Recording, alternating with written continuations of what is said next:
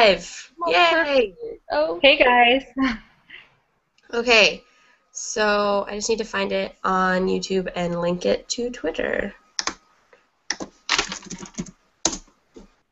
Could you imagine after all of this if it just wasn't on YouTube at all and I just did all of it wrong? Oh, Google Plus, seriously. The Well, likelihood of that is so high, too. you had past experience with this, with the crest thing, though, so I feel like Yeah, you but know that was how to so do it. bad. Do you not remember that? I remember, but like, mistake first time, second time is better.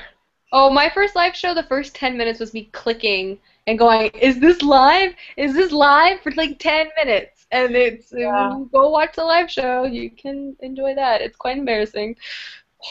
I haven't figured out until today how you enable the Q&A thing.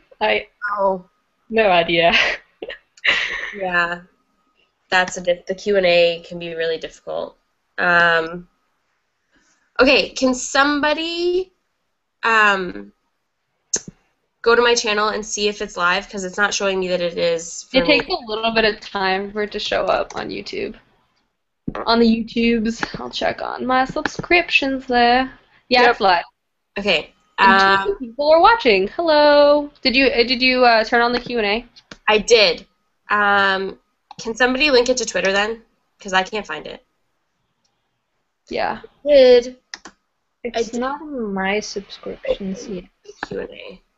Weird. Hi. Okay. Tweeting it out. Okay, so I guess we'll just introduce ourselves and then do we want to do like unspoilery stuff at first or do we just want to do spoilery stuff? All the spoilers all the time, man. Alright. Yeah, I guess it was a read along, so it makes sense. How do I... Whoa, what did I just do? I just brought it... Okay, how do you... Why can't I remember how to paste? We're just here. How do we internet? How do you do paste on a Mac? I just pressed Control-Shift-C and like the control panel to the computer popped up. I'm like, I'm not planning on doing any programming here. Command is it? Oh, it's just command. It's just command, everyone. There you go.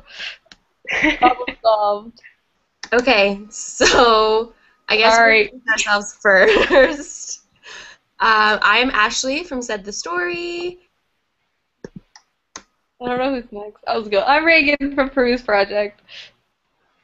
I'm Fran from Fran Off the Gray. And I'm Marlene from Marlene Alina. That was very enthusiastic. And we are... Oh, my dog's just chilling in the back there. And we are. And we are going to be talking about Unspoken by Sarah Brennan, maybe, if we could maybe come up with coherent thoughts. Oh, I wrote notes. I have notes. Wow. You wrote notes? Like, You're way more prepared than I am. No, they're I have just like little tabs.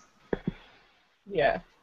They're just incoherent thoughts. I don't that even have have the book near me, so I'm just like improvising. I don't know. My semester ended, so all sorts of things like note-taking or responsibility has ceased to exist. Yeah, I feel you. That's why I finished it this morning, like not responsible. Oh my god.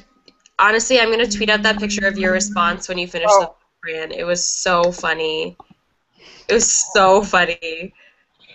Oh my I never god. said anything. I'm just sitting in my bed like, but Ashley, what? Hold on. I will iterate it for everyone else so that you guys can know. It was I got home. So here's the problem. This is why like we weren't organized enough for the live show. I ran out of data yesterday on my phone. Oh. So like no. check Twitter or like anything, and I haven't even been home until until a half an hour before the live show started. And I get home and I just have this message from Fran, and at first I was like, wait, what? And then I was like, oh, you just finished Unspoken. Okay, hold on. It's so funny. Did you go to the Night Before Our Stars, by the way, Fran? Yes, I did. It doesn't come out here until next week, so that's sad. Oh no. Again, haven't read The Fault in Our Stars. I'm going I again feel like tonight. I feel like such an outsider. I'm just like over here. I would think with you guys, like through the entire just like booktube, like anytime TPOS is mentioned, I just kind of like fade in the background with like Yeah, my I favorite get that with some books. like But don't touch. Okay. The expert though, it's fine. So I get these personal messages from Fran, and the first one is just, excuse me, what? And then, no. And then, this is not how you end a book. Hazel Grace, please tell me that this book is missing the last 20 pages. Curse you. In capital letters. That's funny. Uh, Definitely was a good cliffhanger. I mean, I rarely, since I started BookTube or just blogging, well, sometimes I don't like to marathon series. Like I sometimes wait between like books, like oh, I'll read the sequel like next month. But this one, I was like, no, I think I'm gonna read Untold like now, and then I did. I think it had to do with hi Jenny. I think it had to do with the romance kind. Well, Cammy as a main character I loved, but additionally the romance was so angsty. But it didn't bother me because it was so angsty. Like, come on, I don't remember his name, but he had to be one of the most dramatic people I've ever met. But I loved it, so it was fine. It did bother me a tiny bit, like, I don't know. Yeah, like, I thought it was sometimes a bit pretty high up on the angst, like, I don't know, levels. It was pretty extreme sometimes, but yeah, we'll see how I like the next one. Because the second one's even more angsty. It's like one of those situations where it's like, I feel like I haven't read a YA book that is just like super angsty, but like all misunderstanding and everything is just complicated, and it's just like, oh, I love you, but I can't love you. Like, you know, it's been a while, and it was kind of nice. Yeah. I thought it was kind of the typical, YA plotline that you get of protagonists that from the first page you know that they're meant for each other, but they just don't get together. And it had me till the last book. Till the very last 20 pages of the last book. Hopefully, maybe. We don't know. The last book's not out yet. I feel like it was more tolerable though than like Clary and Jace. oh my god. Like I could deal with the angst in this a lot more than that. I'm in a cough live show next weekend, so I'll keep my thoughts to myself. Yeah. But has everyone here read that book? No. Yes. I haven't read the Marlon? Okay, I just want to say something cryptic. You know that one scene?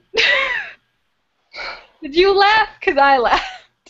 Oh, that scene, yes. I actually recorded my discussion of the book, and the first thing I talked about was that scene. I almost made a discussion just to talk about that one thing, because I was like, this is so funny. Totally not relevant to this live show. I'm sorry. And I needed to tweet about it, but I couldn't because it was kind of a spoiler, and I was just like, what do I do? It was hilarious, though. Sorry. No, Sorry. it's fine. We should do a Crest live show. All we do is talk about things that aren't Crest. Oh god, yeah. Actually, what happened for me with Unspoken is that I read the first half of the book, and then City of Heavenly Fire came out, and then I started reading City of Heavenly Fire and finished that, and then I finished Unspoken, and that's kind of why I didn't feel the second half as much as the first half. I don't know, I wasn't in the book anymore, so That's how it was a bit unfair for me to the book, so to speak. For me, like the angsty relationship, I didn't find it as, as angsty, really, because I think the whole time, like, we know that they're meant to be together, but the two of them think that they can't be together. So, it's completely understandable. I don't know. yeah. I wouldn't want to date a guy who was inside my head, Right. like, at all. I would be like, you know things that I found it like slightly ironic though how bad they are at communicating, and they Yes. can read each other's minds, but still Yeah, they like, I was somehow manage to totally, misunderstand each other. totally. I was like, how can they have misunderstanding? Like they'd get in a fight and comfort each other in each other's brains, but I'm like, shouldn't you know that you're not getting it? Like, and it wasn't Cammy. It was never Cammy who annoyed me because I really liked Cammy. I thought she was like a really good character. Yeah, I love it too. What's his name? Like Jared? Did I Jared. screw that up? yeah, it's Was it Jared. Jared? Okay. Sometimes Jared, I'm like, brother, I get that you're like a broken individual. You live down the street, but like, how can you be so like unaware of why? The thing is, it's with him. Like, you know, she wanted to like potentially break the link, and like he just couldn't understand why. I'm like, shouldn't you know? You can read her brain. Like, why are you misunderstanding this? Like, Yeah. why? That was quite the miracle how they managed to not understand each other. That was really frustrating. I found that to be like really annoying, like how much they fought for the fact that they were in each other's heads. Like, can you please just resolve the argument? Like, you are in each other's heads. Just figure it out. Yeah. That was frustrating for me. For me, I really liked that Sarah Reese Brennan, like, and I mean, I have read the second one too, but she makes you work for everything. And I think that that's something that I'm starting to get kind of sick and tired of in YA fiction. Like, it's fun, but it's also, come here. It's fun, but it's also, like, aggravating that authors are like, oh, I'm going to give you this plot point, and you know what's going to happen, and then I'm going to give it to you. Really soon. You being like, True. oh, hey, I want these two to end up together 70 pages from now. They're going to kiss, and then they're going to be together, and then there'll be a problem, and then they'll resolve the problem, and everything will be fine. I And have to agree. yeah. Yeah. Because I will say, Yep. like, she creates this tension and this sense of anticipation that I haven't really read in a young adult book in a while. Because, I mean, it's true that, like, in a lot of young adult trilogies, what they tend to do is like, they get together in the first book, and then some extraneous circumstance separates them in the second book, and then they reunite in the third book kind of thing. But in this particular book, it's a formula that we haven't seen in a while. At least I haven't seen in a while, which is kind of nice because you're really anticipating them, like, making a move. Like, everything is something. Like, they can, like, touch hands and be like, whoa. Yeah. They just do that. You know, like, you're, like, really waiting for, because, one, they don't even touch each other in the book because they're, like, afraid to. So, Yeah. like, any sort of contact is kind of like, oh, dang. So, I mean, while I find the relationship extremely dramatic and so melodramatic, I love it for that because it's just so, like, dramatic. Like, it's just addictive Yeah. in that sense. Yeah, And it is true that there's like high tension throughout. That is something I really like because I never felt like I'm bored or something. Yeah. It was always, you're always waiting for the thing to happen and it never happened, so you have to read the sequel as well. Yeah, and like if we go back to the Mortal Instruments, like that's why the first three were so freaking great because of that tension that you were like between the two Yeah. characters that you were anticipating the entire series. We all knew that they were gonna end up together, but we just didn't know how, so it was kind of like, I need to know. Exactly. I thought this was really unpredictable, too, though. Like, I kept trying to figure it out, and I was like, I don't know what's going on, and this is really frustrating, and I just need to keep reading, which is why you keep reading, and I think that was really smart of her to do.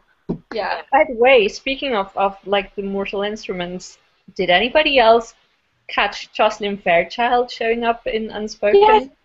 Yes! I was What like, was that?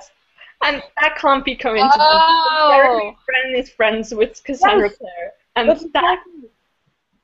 what? Yes. It just I kind didn't of, catch it it. was weird. That's And funny. again- I didn't notice that. Oopsie. It's just like two fictional worlds colliding. Lighting. I know, I was like, crossover? Wait, crossover? Yeah, and who was Adam, who was apparently staying with her?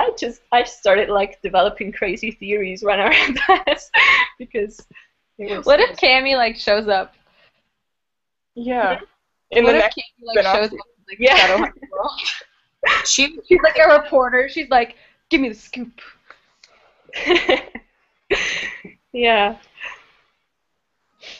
That's okay. So Cammy as a character was probably my well, my number 2 favorite thing in the book. I think the banter was by far my number 1 favorite Yeah, thing in agreed. the book. Yeah, their But banter was. the wit, the Shakespeare scene, like the scene where she's Oh, so angry that she needs to throw a pebble, but she picks yeah. up a rock instead, and There's they like start Hark. Shakespearean to each other, like Romeo and Juliet scenes Shakespeare, and then eventually she's like, screw Shakespeare, like, let's talk in real life.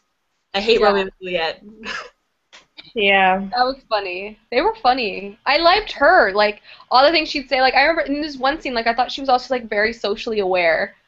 Like oh, did this happen in the first book or the second book? Ashley, the scene. I think it's the first book. They're training at her best friend's Rusty's like place. No, And- it's the second one. Okay, never mind. Sorry. I'm like, I don't remember. I read them back to back, so they're kind of like the same book in my head. However, not a spoiler, but a really cool tidbit of information. Rusty is like an actual character in the second book. I like Oh, him. yeah. That's cool. I I really like that. liked him. By the way, since you said like socially aware, did anybody else see Angela and Holly, the thing coming Yes, like I did. from miles away? I saw that coming from, I don't know. Oh yeah. halfway Well, I through was referring to that, so I guess I can kind of mention it. I guess it's not really a spoiler. I won't mention it, but it has to do with that, kind of. What am I Okay. saying? I'm gonna just the- move for a on. second book. So do you know what I'm talking about, Ashley? When she like I says, do. okay, it's not really a spoiler, but I'm not gonna say it. But I enjoyed that Ceres Brendan like wrote that in there because I was like, oh, that's a good thing to say. Like, okay, I'm just being so cryptic. I'm done. Moving on. I'm confused now. That's the I'm whole like about to get the next book, like right this Yeah. minute. So Okay, so Unmade was on NetGalley, or Oh. is essentially still on NetGalley, and I got so excited, I started like freaking out. And when they declined me, I like legitimately wanted to go sit in a corner and cry. I was Hey, NetGalley declined me for Airfire, so all feels are I can relate, and I don't even want to talk about NetGalley because I hate them. What? However, Unmade is on Edelweiss, and they accept pretty much everyone for everything. So, Okay. Yeah, I need to read the second one first. but right? Maybe Yeah. I'll ask. Maybe I'll request it. I doubt I'll get it because NetGalley hates me. Well, I'm not getting proof for anything on NetGalley because in the beginning I didn't know that you're supposed to like rate the books and everything, and so now my ratio is terrible. Oh, yeah, I sorry. didn't know that. Sorry. And now I think that's why nobody approves me for anything anymore. I just think NetGalley works in a weird way. I don't know. But yeah, I'm dying for the third one, like actually dying. Yeah, I don't know. She's good at cliffhangers too. That's for sure. Ooh, also, I guess this is for everyone. There's a whole bunch of like short stories that go along with this series, like I guess novellas, but not like. Sometimes novellas are like 80 pages. These novellas are like 15. Oh. But there's one about Jared before Unspoken, one about Cammy before Unspoken, and then one about Ash right after Unspoken. Okay. I feel And like- yeah. And Reagan, if you go to Ceres Brennan's website, she posted a blurb chapter from Unmade right after the end of Untold. Gonna have to read that probably. Well, maybe And not. 'Cause that'll just like make me want to read the thing. Doesn't it come out in September? Right? Yeah, it does. But if I have to wait until September, I might like actually disintegrate into a pile of my own tears. Aw. This is why I think I actually legitimately think I have to stop reading series until they're all out. Yeah, I know the feeling. I do this too. Like I know I don't know how soon I'm gonna read Untold because I know that the last one doesn't come out till September. So I just don't do that to myself. Like this is why I still haven't read Crown of Midnight because I know I'm gonna have to like wait for the last one. So. Don't talk to me about Crown of Midnight. Don't even bring it up. But I actually like, as much as I hate waiting, I actually kind of like waiting because I feel like I enjoy the book even more because I have this anticipating leading up to it. Yeah. That kind of makes it more rewarding to finally read it. Like, for example, like City of Heavenly Fire. I kind of didn't really care about that series. Like, I've read them since release for a very long time. I started BookTube, and of course, everyone loves them on here. But I still didn't really care about it. But then, the last couple of months, I got excited because I was like, everyone else was getting excited, so it was kind of like, you know. So then it was really fun to read and talk to people about it. And I feel the same. Like when Crown of Midnight came out, like I was anticipating that. When Ignite Me came out, I was anticipating that. So it's kind of fun. That's why I don't know if I want to read Air of Fire early or anything early because I don't have anyone to talk to about it, and then I'll just be a sad person. I feel like BookTube has made like the anticipation period into the social experience or something. It's like we're all communally anticipating the book, and it's kind of fun. Yeah. Yeah, I feel that way about a lot of books, and I think it can work in the advantage and also like in a disadvantage. So like for example, all this talk about Mortal Instruments, I've only read City of Bones. I haven't read anything else.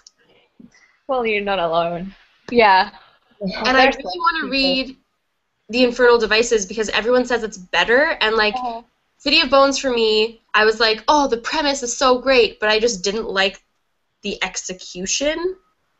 But I have to say that her writing gets so much better over the books. Everyone that's her very first book, and she's written 9 books now. And like City of Bones, I mean, I read that when I was like in 8th grade, so I was like young.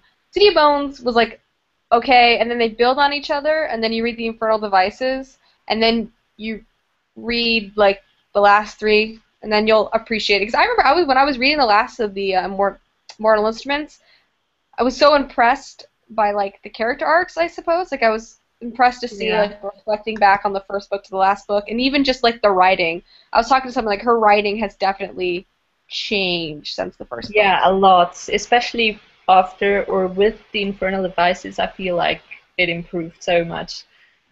And the second half of the Mortal Instruments trilogy, I feel, is like much better written. So, you know, I feel like the first 2 were kind of meh for me, and then the third one was just plot-wise crazy and brilliant, and then that third one was good. Yeah.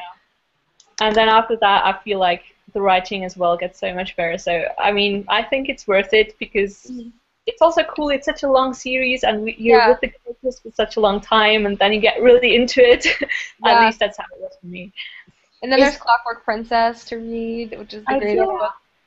I don't know. I feel really annoyed because I like marathoned City of Fallen Angels and City of Lost Souls right before City of Heavenly Fire came out, and then everyone was saying you need to read the Infernal Devices. Oh, you didn't read the Infernal Devices first? And I haven't read it yet, and I'm like, damn it. So that's what's holding me back. Now I have to read like 4 books. But they're worth it. They're you definitely read the Infernal Devices before reading City of Heavenly Fire. Otherwise, it won't even be worth it. Yeah. Could I read the Infernal Devices without reading more Mortal Instruments first? Yeah, I think you can. Yeah, but I also think you would appreciate it better if you read them during publication. Just read it actually like in order of publication. That's the best way, I think. Yeah, because there's stuff that ties in that are subtle that you wouldn't know unless, you know, so, and then that's what makes, I always love a good tie-in. I'm always like, aha, I get that, you know? Yeah. It's more fun. So I would say just read them in order of publication. Side note, Jenny. Okay, so Jenny from Delphi just said Ash Ketchum equals every single character named Ash inside my head. So like growing up as an Ashley, I was a tomboy when I was younger, and I preferred Ash to Ashley, like as a nickname. And all through elementary school, and I do mean all through elementary school, I was made fun of using Pokemon on like a daily basis. Aww. It was so bad. Because I loved Pokemon. I would have been Well, like, I loved Pokemon too, but all like, you know, like 7-year-old girls and boys are like, your name is Ash, but like Ash Ketchum is a boy. uh, Yeah, my last name sounds the same as a brand of mineral water, and obviously I was always made fun of for that because I don't know, primary I was school called I was students. called Ronald Reagan a lot. Yeah, I think everybody has their kind of thing that they get made fun of for. I don't even want to get into it because I had so many effing nicknames. It's not even cool. Like, I was called Franny, and Franny rhymes with a lot of shit. That is good. Yeah, it's mine started out with Ronald Reagan as president, and I live in the South, so everyone loves Ronald Reagan. That evolved to like Ronald McDonald, and then I had a friend call me Big Mac for a while because that evolved from Ronald McDonald. I just be like, all right, works, I guess. Weird Do we want tie-in, to but get back to like the actual book discussion? What always happens. Seriously. What did you think like of the cast of characters? Because I don't know, I really loved them, and I especially loved scenes where they were all together because it was such a great dynamic. mhm. I felt like Ash was the least substantial somehow. He was kind of a bit of a blank slate for me. There wasn't much there yet. Maybe that's yet to come. I always found him suspicious because nice people are suspicious in my mind for some weird reason. Yeah. But what did you guys think? Like, I loved the characters. The character development in this book was just on point. Sometimes I find like some authors are really good at it, but some authors I'm like, oh, you developed your main characters really well, but you know, I really liked that minor character, and I want to know more about that minor character that I like more than your main character. But I found that in this book, one, there's a lot of like minor yet major characters, and they were all developed extremely well. And for me, in the first book, the least developed character was Holly, and in the second book, Holly develops super well. Like, by the second book, you get to know all the characters so well. Like, the character development is even better. It's ridiculous. Yeah. I like her characters a lot. I think that's her strong suit. I think she writes really interesting characters and characters that aren't bland. Like, they all have some distinct personality trait, and I will say Ash is probably my least favorite, even in the second book. I just find him kind of boring. Kind of, that's what I was going to say. but, and then I think my problem, if I had like a problem with this book, I think it would be that occasionally I would be confused, and not because it was complicated, but sometimes I just feel like things would happen and there wouldn't be maybe enough like the magic. I don't feel like it's really explained at all, Yeah. and that's something that kind of bothers me. I just feel like they can do it, and I'm kind of like, but how can you do it? Like, what's the training that you needed to do it? You can't just be like, oh, let me just think about it, and then it happens. And that's the one thing that kind of, the lore was kind of lacking. And I'm all about lore as a fantasy person, so. I don't know. I also felt like Jared when he found out that they're sorcerers, and then the next day he's already doing magic. Yeah, he's like, oh, I got it. You know, I'm like, what? That's one thing that I thought was like, I don't know, they would start doing something, and then all of a sudden they'd be at the next place, and they'd be on the next adventure. And I was like, wait, how did we get from here to here? Yes. Like, what was the process? Can we talk about like the scene where Cammy gets pushed into the well? Yeah. And I was so confused because we were in the well. yeah, I was so confused because I thought that she was just together with Jared, and then she fell into the well, and then Jared was already at home and in bed, and then he came to rescue her, and I was like, how did he have time to go home and go to sleep? Yeah. I thought that happened directly when she left the library. So I'm like, how long was she just wandering around town at night? Yeah. Getting pushed into a well. Like, I didn't realize that she was out for an additional 8 hours after he left and went home. And then also, why is there a well? I don't. Maybe I'm just this is obviously in Europe, and I'm an American who lives in the South. We just don't have wells around our city square, so maybe because it's older, I don't know. But I just Yeah, we don't exactly have wells either. I'm representing Europe here, so maybe the English do. I don't know what the English do.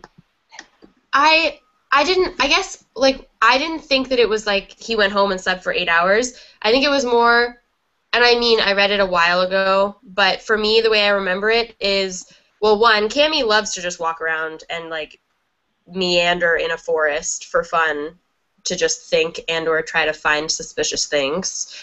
But I thought it was more that, like, he went home, got undressed, got into bed, and was probably in bed for, like, 5 minutes before he heard Cammy scream and then had to run out. Also, like, I mean, it's Jared, so part of me thinks, like, he wasn't actually at home sleeping. He was just like, I'm going to rescue her, but I'm going to rescue her without a shirt.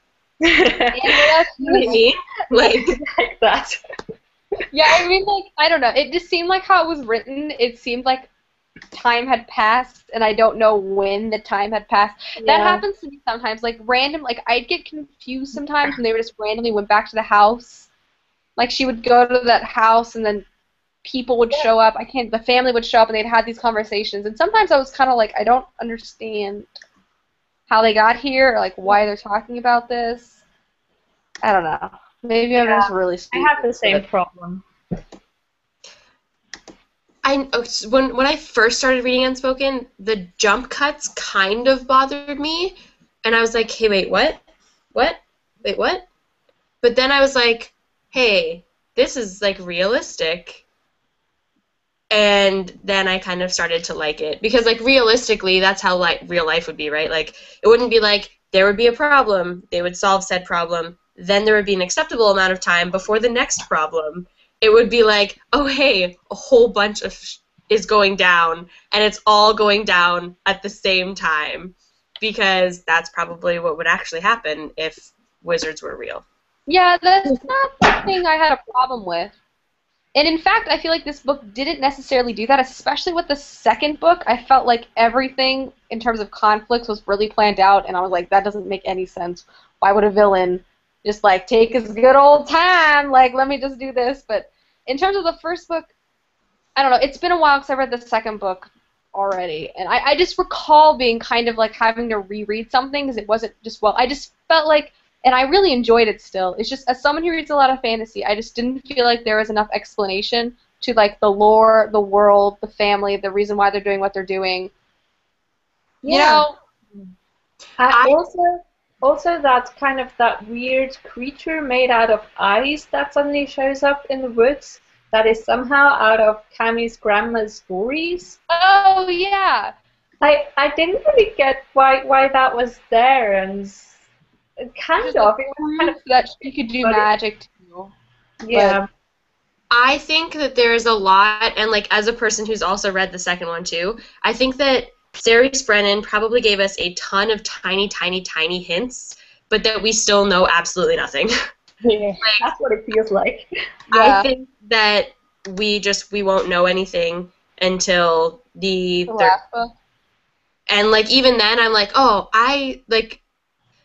for one, I really want to have a conversation with you, Reagan, like, alone without broadcasting, because I have all these theories after the second one.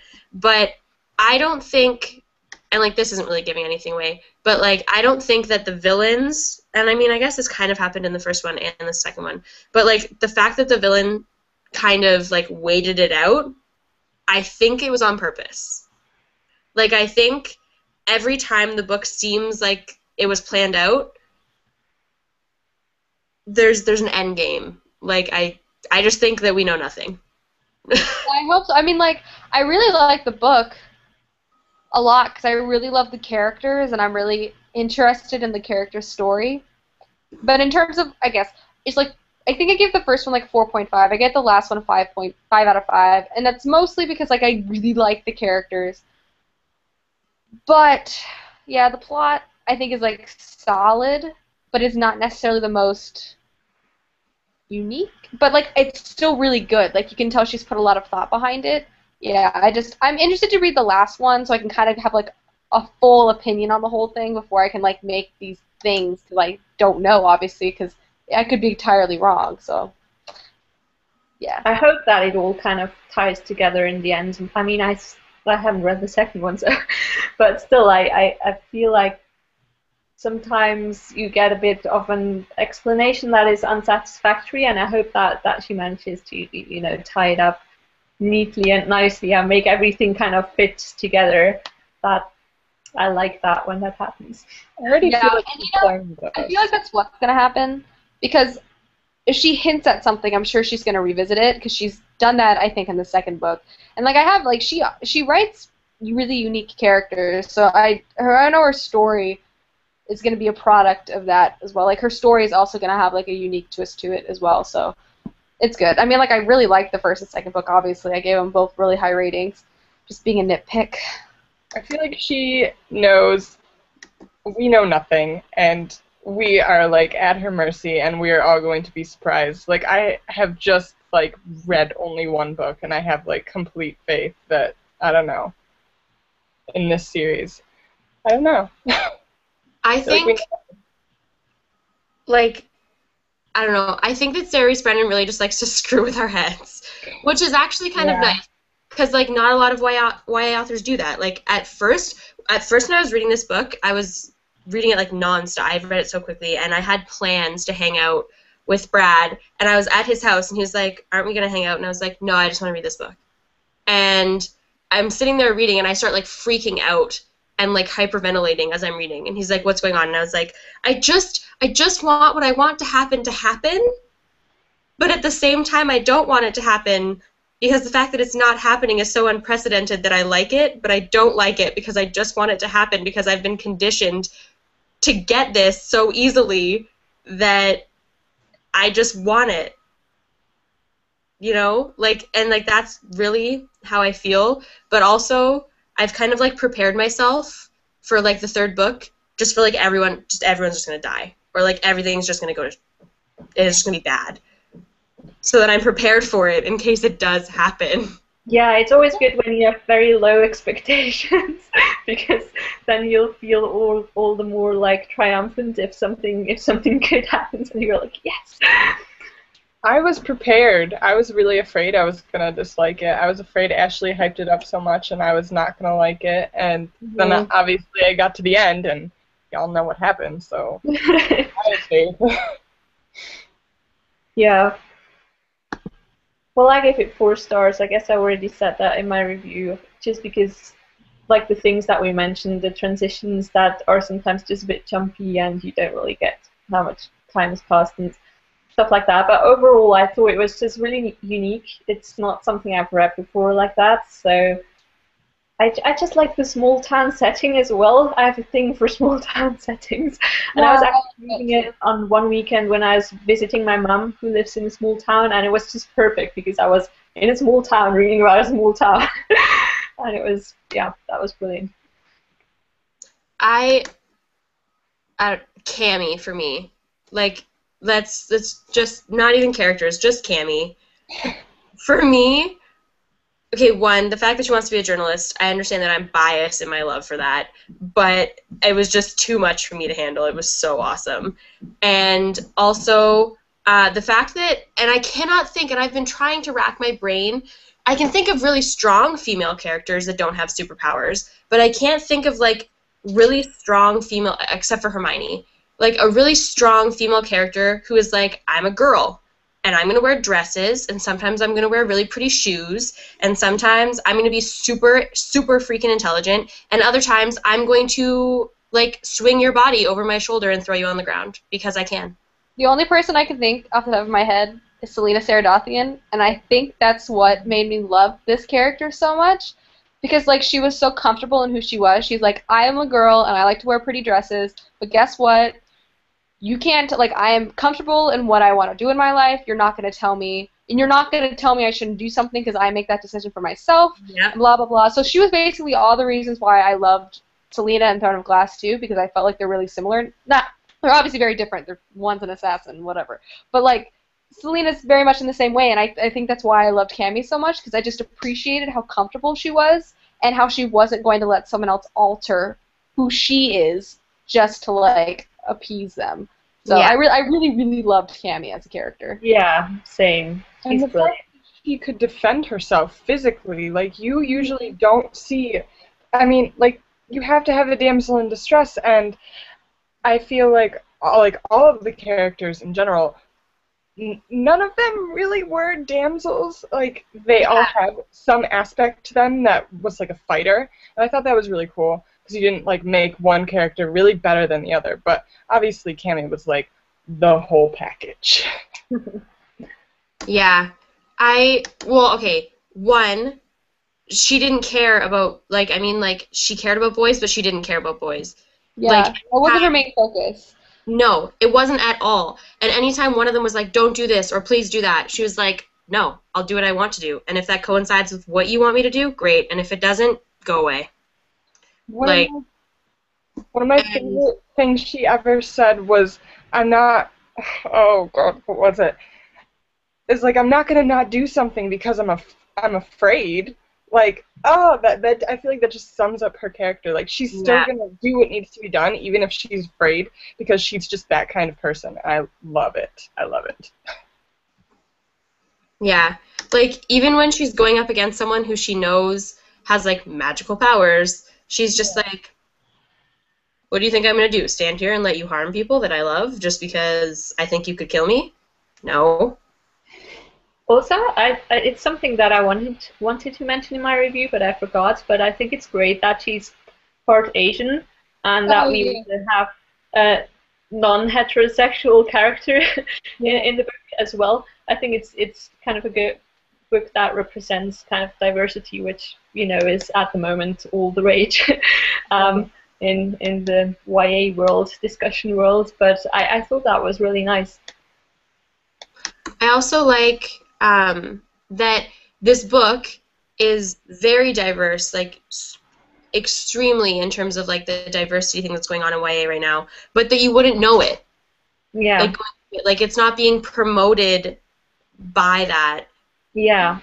And I felt that way about Winger too, by Andrew Smith. Like I had no idea that one of the characters was going to be gay, but it was like super fun for me. No, it's not a spoiler at all. Wait. Yeah, I haven't read it either. I promise it's not. It's not. It's like something you find out right away when you start the book. It's just not something that was used to promote it. Yeah. Well, that's the most surprising with Andrew Smith because he, actually going into that book, like I've read, that'd be the third Andrew Smith book. Every one of his characters in any one of his books is gay or struggling with their sexuality, so that makes sense. We have a few questions, 2 questions actually. One is, what was your favorite book so far this year? And then they said, sorry that it's not Unspoken related, but I guess we can still answer it. Stop trying to derail this live show. Oh God, I wouldn't even know. So hard. I have to look at my Goodreads. I've had quite a few 5 out of 5s. Like, I'm not sure. Yeah, same. Probably say Well of Ascension, but I'm about to start Hero of Ages today, so it's probably going to change. But right now, Well of Ascension. Wait, this is favorite book this year so far. All right, I have like a list, so let's consult the list. I'm not sure that I could pick just one. Yeah. I don't know. I really enjoyed the last 2 books in the Mortal Instruments, City of Lost Souls and City of Heavenly Fire, but I just read that, so that's probably why it's on my mind. I don't know if I could pick just one favorite, but I know like the 5 out of 5s that I've read this year so far were Landline by Rainbow Rowell, which I was surprised I liked so much because it was about a married couple and I didn't think I would relate to it, but I like loved it. And Winger by Andrew Smith, which basically just tore me apart and was extremely like uniquely written. And this series right now, mainly because again, like something we haven't really talked about, it's just so unique. Like the way it's written, all the characters, like the plot line, how it's executed, the unprecedentedness, that's not a word, of the series makes it a favorite for me. Sorry, by the way, the 5 out of 5 background, that's from my end. I think I'm gonna say Just One Day and Just One Year. Like, I love the crap out of that duology, and I like want to read it again.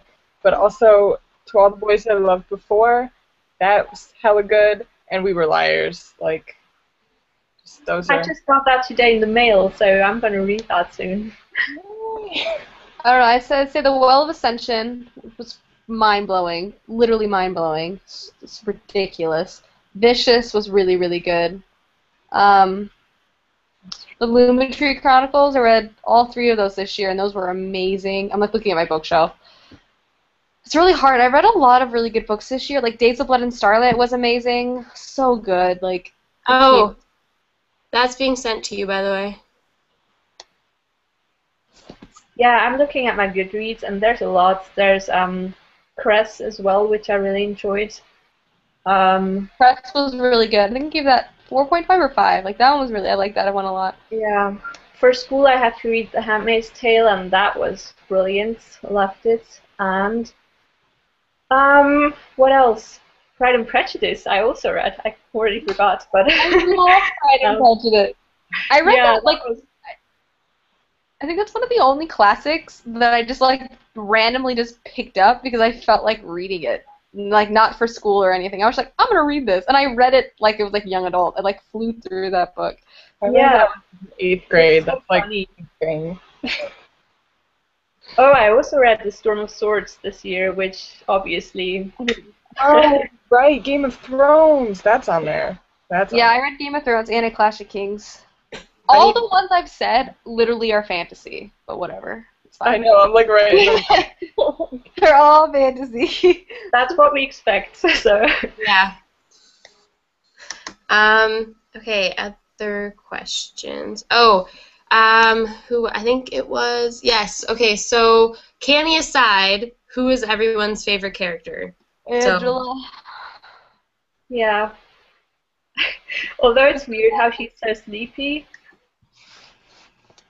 She was so sassy. I loved her. And okay, wait, Reagan, you said Angela, right? Yeah, or Rusty, but I can't really. I like Rusty a lot too, but I'm gonna say Angela. Yeah, I'm probably gonna have to pick Angela as well. Yeah, She was honestly, I'm so unoriginal. But yeah, I really liked her little brothers. Like, True. I want a 10. I pictured a blonde Harry Potter. Like, can my brother be that cute? Like, stop. I loved him. I will be original and say something different. Although that being said, this is also taking into account that I've read Untold. But I feel like I probably would have answered this anyways. But I think Jared is probably my second favorite character. Like, I mean, when you read the second book, he develops a lot more, like a lot more.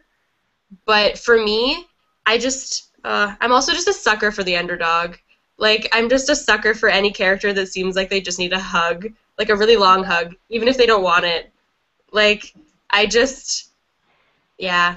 I feel like there's just a lot more going on with him inside his head than we know. And he just thinks. Also, he just reminds me of Jess from Gilmore Girls. Like, the whole time I was reading it, I was like, he's Jess, and he just needs someone to realize that he's wonderful and teach him that he deserves happiness. I don't know, but that's the one thing that kind of annoyed me about him, because like he had someone in his head his whole life to reinforce, like to tell him that he's wonderful, so he should know. Like it kind of frustrates me, like that he always questioned how like Cammy felt about him when she was literally in his head his whole life telling him how she like felt about him. So I always got annoyed that he always needed to be reassured. I'm like, come on, man, just accept yourself and like realize that people care about you. That's just me. I guess I'm the opposite. Well, and like that's good. It's better that people like disagree on things like that. And like I mean, I like Jared, and I want to give him a hug too. But sometimes I'm like, man, don't expect so much from Cammy. Don't rely on her so much emotionally. Yeah. I wanted him to like stand on his own 2 feet. Yeah, I see both sides as well with him. I liked him, but sometimes I was just. Well, and like I was the same way. Like partway through the book, I was just like, "Oh my God, you're just being ridiculous." And even partway through the second one, I was like, "Oh my God, you're being so ridiculous right now." But at the same time, I was like, "Even when you're being ridiculous, I just want to hug you." Like, He has that effect on people. Can we talk about characters we don't like? Because Ash, I just want him to go away. I think he's shady, and Yeah, same. Like I he's said, I don't trust nice people. yeah. I feel bad for him. I like I'm the his worst. Well, I guess it's good that I'm in the conversation because I disagree with everything. Um, Characters that make you pity them. I hate those. That's how Yeah. I feel. I'm not gonna say anything because it's tricky. Yeah, I With Ash, know. Spoilers. yeah, but like it is. he does annoy me because I kind of like well with him like Jared and Ash like I like Jared a lot better than Ash because where I felt they both faced difficulty in life, Jared was able to at least keep his own person. I felt like where Ash couldn't, so I find him weak in that regard. Where Jared I don't think is weak. I think Ash is the way that he is because his parents kind of made him that way.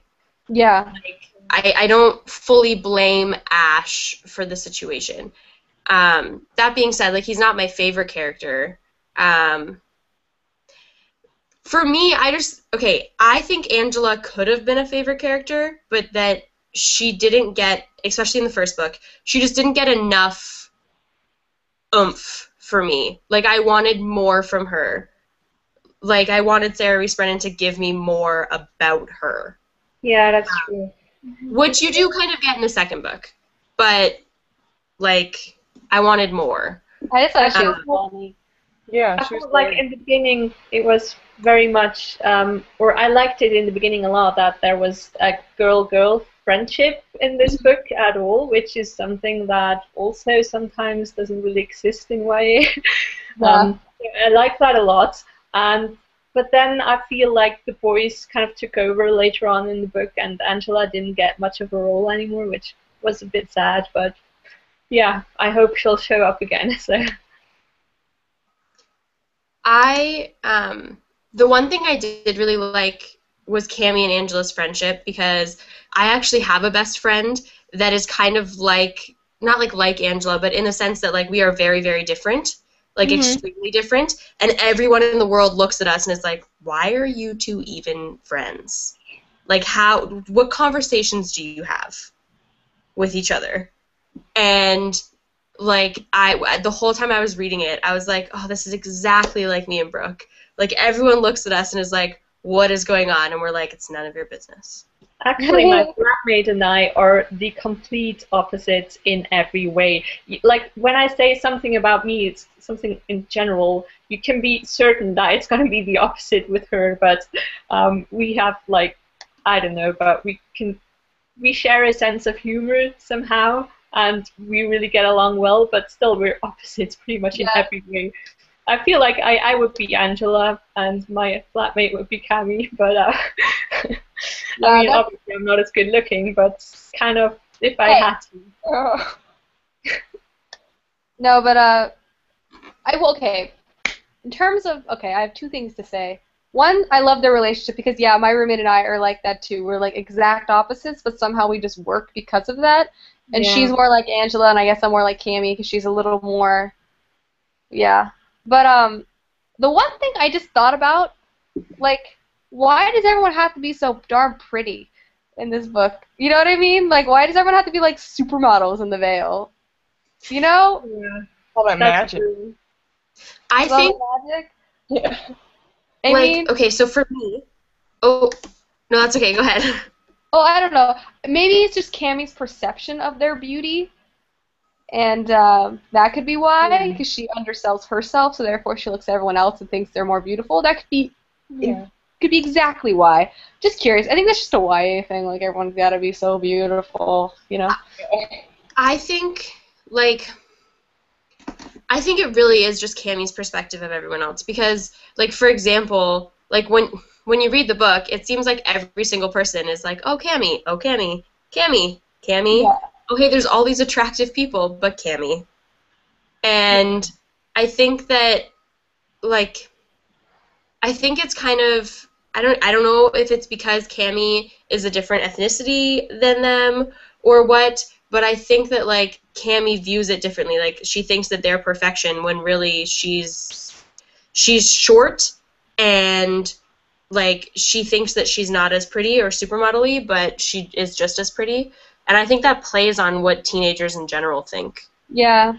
By the way, another short YA protagonist. But Angela and Holly aren't. I know, but they're beautiful, so it's fine. Yeah. What about the tall, not beautiful girls? What about the I feel like I'm underrepresented. What about the tall, gawky girl? Excuse me, I'm still waiting where for are that. Like, Yeah. I There's mean, never, like, all the tall people are always tall with lanky, beautiful legs that are just beautiful, and they're usually either a bitch or, like, a sidekick or usually a villain. Like, that's just how it is. Like, ugh. Ugh. Also, how are tall people also elegant in books? Because I'm so awkward. I'm a newborn giraffe. I fall over everything. Yeah. I feel like, ugh. Sorry. Okay, I'm like, yet another book. And I read another book, A Poison Princess, which was a whole other, like, it was alright. Like, I think I gave it like 3 stars. Main character, short, character she doesn't get along with, super tall, lanky legs, graceful like a deer gazelle running in the night. Like, I'm over this. Yeah. Wow. I feel like Sarah Reese Brennan with this book was like, let's find like 7 things that are unprecedented in YA fiction and let's write a book about them. And maybe next time she'll do the same thing, and one of them will be to create a character that looks like a real life human. No, I think that she is a real life human, and I think that's why that's like a trend in YA, because a lot of young females, like, when they envision like beauty, they think of like a model, and with being a model is with being tall. So like being short, I think some people are very uncomfortable with. I don't think everyone is, obviously. So I think like the normal female, or like the most relatable female, is like a shorter brunette girl. So that's usually who's the main character, and I just happen to not fit that bill, but a lot of people do. So I think it's not that it's unprecedented. They're just trying to make someone who's really relatable, and in doing so, obviously not everyone can relate to that. But I'm also like, can we shift it? Can we a little bit? I did like that in this book, as like a decently short brunette person, that I really like when she describes Cammy. Cammy's like, she's not built like a lot of characters are built. Like, she's not skinny, she's average sized, she's like, and I really liked that. Like, that she, like, when they described her, she looked like a regular person. Yeah. And that's what I'm saying, like, she really constructed a relatable character. I mean, not necessarily me, but, like, I read her and I was like, I really like this character. I like that she's not, I like that she's, like, normal. Like, she's not super skinny. Also, and, you know, she doesn't want to be. Yeah, for me, that was like a #1 trait. She was like, I am average sized and I am super intelligent and I'm happy with that. Yeah. Like, yeah, I really appreciated that as well, even though personally she's not my body type, but I like that she liked or could accept her body type and just be like, whatever, that's how I am. Yeah. I do think that maybe her like outlook on everyone being so beautiful could just be her journalistic eye as well. Like, coming from a writer's standpoint, like, you see things a lot more like sensitively and more just beautiful. Like, if you're going to be writing about it, you want to put a nice spin on it. So maybe she just sees things through rose-colored glasses a little bit too. Like, that could be a part of it. yeah. And also she kind of has, she finds the people she likes pretty. You know what I mean? Like, maybe it's just that she's seeing a beauty in them that kind of comes out. And, like, I think that's real life. Like, I think, like, once I meet someone and I get to know them, I'm like, oh, you're so nice. And now I'm seeing all of these features about you that make you 10 times prettier than you were 5 seconds ago before you spoke. Yeah. The same way that if someone's really pretty but is, like, totally rude, the minute they start talking, I'm like, all of a sudden, you're not so attractive anymore. Yeah. It's a good point. I feel like Jared has the unique eye syndrome. which happens a lot in YA as well. Just kind of these strange eyes that are out of this world, or so, I don't know. Unearthly gray that like can pierce the darkness. I couldn't even imagine those eyes because somehow weird, gray but blue but white but colorless. But what was that? I don't know. When I like read, I don't know what you guys. I never actually have like a person. It's almost like a fuzzy outline. And when they describe like a body part, then the body part will pop up. That sounds like if they describe eyes. I'll just have like a pair of like. I never have like a person. Like it's never like a full out scene. It's like flashes of scenes, like words. I take descriptions as guidelines.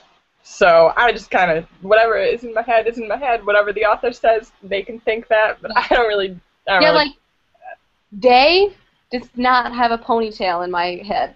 Never. I don't know if you've read the Legend series, but he did not have a ponytail. I read Legend a while ago, so I don't even remember he had a ponytail. Most of my, if they say they're blonde, they're definitely not blonde in my head. Jared's not blonde in my head. I was just about to say that. With that as well. I have to remind myself as I'm reading it that he's blonde because that's also unprecedented. Most male leads are tall, dark, and handsome. And also the bad boy is never blonde. Like, that's not a thing. Well, Jace is blonde and a bad boy. Yeah, but Jace is unprecedented. So there's no ginger. That would be unprecedented if there was a ginger. Yeah. There should be brunette. It's still pretty common. Gray, someone who's graying, I don't see that in YA. No. Well. A ginger, short male lead. Someone. Etienne St. Clair from Anne and French Kiss. He's I like that. I liked that when I read that. I was like, aha! Yeah. Although I like tall guys because I'm tall, and it's always hard to find a guy that's taller than me in the first place. I wouldn't read that and be like, oh yeah, I'd be like, well, I can't date you. You're. Yeah. How's this gonna work? I mean, my own brother is shorter than me, so I don't know. How tall are you, Martin? It's always so hard because we do things in centimeters. I know, just tell me your centimeters and I'll Google it. 178. I think I'm like 5'10", if I'm not mistaken. How tall is everybody? I'm short, but how tall is everybody else? Like 5'11" and something. Yeah, you're taller. I'm only like 5'8". I'm not even like that tall. Like hella tall. I'm almost 5'5". I tell people I'm 5'5", but really I'm 5'4.5". Yeah, I think I'm 5'10". I've converted it before. I just forget it all the time. But 178 centimeters, if that tells anybody anything. Yeah. Oh my gosh, Ashley. There's a question. Somebody asked. Oh, we're talking spoilers. I feel like everyone should know that at this point. Spoilers for Unspoken, at least, not for Untold. Someone asked, what are your thoughts on the end, like when the connection was broken? What were your thoughts? Aside from, like, dying on the inside, personally, for me, I wasn't even upset the connection was broken. I was upset that the freaking banter between the two of them wasn't going to be there in the second book. Yeah. Like, I was more upset when I was like, oh my god, they're not going to be able to talk to each other inside their heads, and I'm going to miss those conversations. Like, I was more upset about, like, not being able to read those, like, crazy, unique, bantery convos between them than I was about the fact that the connection was broken in general. Did anyone feel like that whole scene where the connection was broken and then the aftermath, like, I was kind of unclear as to why what's-his-face, like, how, okay, what was it? So she was, like, stuck in that rock, and then what's-her-face got away, and then she was like, oh, hey, don't kill me, I'll break the connection. I don't really understand, like, why. She wanted the knife, right? What do you mean? Why what? Like, why she would say that, or why he would... No, why she would say that, as to why, like, he would just be like, cool, let's, the one guy was like, alright, I won't kill you, let's break the connection, and I'll just leave you here. Like, I didn't really understand Okay, I think don't Point. like remember that when you're connected to someone, if you kill the source, you also kill the sorcerer. Yeah, If you kill I the get that. sorcerer, you don't kill the source. I Mhm. think that he didn't want to kill Jared because he wants Jared on his side. Like he No, wants I one of see the that, boys. but then why didn't he kill Cammy afterwards? Why leave the source alive? If he was like, oh, I don't want a source, why did he not kill the source afterwards? Because he's stupid and he got what he wanted. I don't know. I don't even remember what happened. Didn't something happen? Didn't someone show up or something afterwards? Well, Or yeah, I fight with kind of, I'm William. fuzzy on the details as well. also, we're fuzzy on the details of his relationship with Cammy's mom. Oh yeah. What if they're That's related, y'all? yeah. So just something to Did think they just about. have Like, babies until no, they're not related? That's that's what I was no, I thinking don't the think they're whole time. related. But I don't. They're not. That's why. We can't have another mortal instrument. Unless her father and he. Yeah, who knows? Who knows what she can do? Everyone's relationships are so like fuzzy, and they all are connected, and you're like, she's gonna pull another Cassandra Clare. Like, I don't know why. I'm trying to look back in the book and see if I can like figure out if someone showed up when that happened. For But me, when the connection was broken, honestly, it wasn't a surprise because as soon as I found out that it could be broken, I was like, okay, yeah, that's going to happen at some point. That was kind of obvious. the But whole I just missed the banter yeah, so yeah, much. that's what I'm going to miss as well. Also, well, I since I now have both copies because Nicole from Nicole PJ. Also, crazy fangirl time, kind of related to Unspoken, but not really. This is the first book that a viewer has ever sent me, and I like cried like a crazy fangirl when I got it because I was complaining about the cover, like the cover Yeah, change. I love Yeah. that. I think I it love just the old cover. I'm really sad about the cover change. yeah, And like Jared on the back kind of just being sulky and like staring around the corner, leaning on it. I was like, this is just so perfect. I love Like, I actually bought the book ages ago when the new covers weren't even out yet, so that's why I have the old edition. And I think I'm just gonna read the second one on my iPad because I don't really like the new covers at all. So, I'm gonna keep just they the get first one. better and better. Like the cover change for the first book sucked. The cover change, like the second book, looks okay. And the cover for the third book actually looks really nice. Yeah, Yeah, I that think for me it's the kind of spines aren't that impressive. It's just like a block of color with like the word on it. Because I have both of them looking at them. I'm kind of like, For it me, could have been better. it's that this doesn't look like Cammy yeah. at all. Like, does she look short? No. Does she look average weighted, I guess? That's not a real. I'm not using real words at all in this live show. But like she doesn't and like I don't picture Cammy with hair like that No. Mm-mm. or boobs like that. Yeah, those books are unreal. Like I just can't handle that really bothered me. And this girl does not look Asian. No, Yeah. see, this is like much more. I don't know. That's That just bothers me so much. Huge pet peeve. But I don't know. I guess Marlon and Fran can like talk about what you think is gonna happen in the second book. No, I'm not even gonna try because it's not like I'm gonna figure it out. honestly, like Ash is gonna do something shady, probably. I don't know. I have nothing. Like I don't. I need to get the next book now because I can't wait. Obviously, I'm really excited for you to tweet me as you read it. I will. I didn't want to like tweet actual. Like maybe I'll just DM you because I don't want to like spoil people. I tried really hard as I was reading them to to not like spoil things, Yeah. but and like this isn't even spoilery, but I remember so many times I tweeted, "Oh my god, oh my god, oh my god! I've been waiting for this to happen. I've been waiting for this to happen." And then 5 seconds later, I'd tweet, "I should have known better, Sarah Reese Brennan. Should have known." Yeah, it's sometimes hard when you have all the feels and you can't really tweet because but you want to like shout everything into the void of the internet. it's it's a I will say, problem. just in terms of like the second book, it gets more angsty. Like it gets angstier. I don't even think she could create more misunderstanding. But boy, did she makes some misunderstanding in that story. She made a lot of that was dramatic. That book. Yeah. Okay, Yeah, I'm a bit apprehensive, but how long, how long is the next one? Is it longer than this one? No, it's like the exact same length. Someone said, Reagan, did you tell them what I told you about how Cammy was created yet? Jack Eats Books. Oh, Jack told me that he talked to Sarah Reese Brennan, and she said that she like wanted to make like a really like sassy character. And her last name is Glass because it rhymes with sass. That's awesome. That is awesome, actually. Oh my goodness.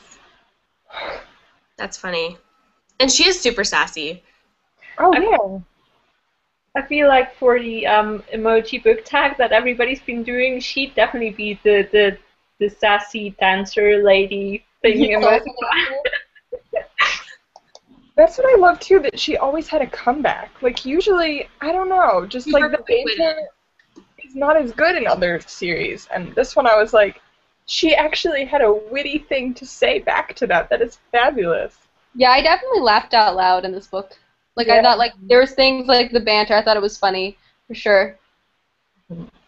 Also, Specifically, I laughed out loud when they first met. I thought that was really funny. When they were in the elevator and he was like, I'm like stuck in this elevator with this annoying Asian girl, and she just like looks at him. I was in an airplane and I like laughed out loud. It was like 11 at night too. I was flying back from New York. It was fun. I laughed at that. That was funny. also, Cammy's dad is really funny as well. I really I really liked liked that the parents were actually present, not all the time, but they were around, because the absent parents happen a lot. They weren't the stereotypical parents who either just didn't care what was happening or were just like, like hand pointy, stereotypical YA parents. They were like cool and supportive. Yeah. It's nice to have like an actual supportive family in YA, especially we get that in contemporary, but like paranormal or anything like that, it's hard to get like a really supportive family because with paranormal comes secrets, so it's easier to lie to a family that you don't necessarily are that attached to than with someone that you really, really love because drama as we see. Yeah. I like that you described each like family member's relationship with each other.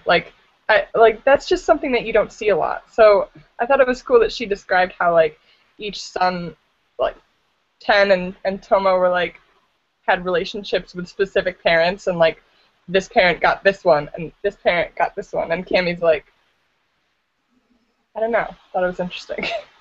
Yeah. I found that every character in this book had at least some kind of development.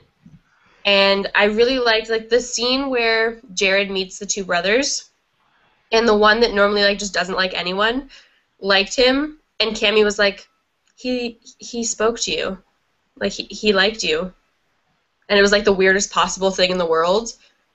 But I feel like little things like that are kind of like Sarah Reese Brennan being like, you can trust Jared. Yeah. You can trust Jared. That was really cute. I like that part too.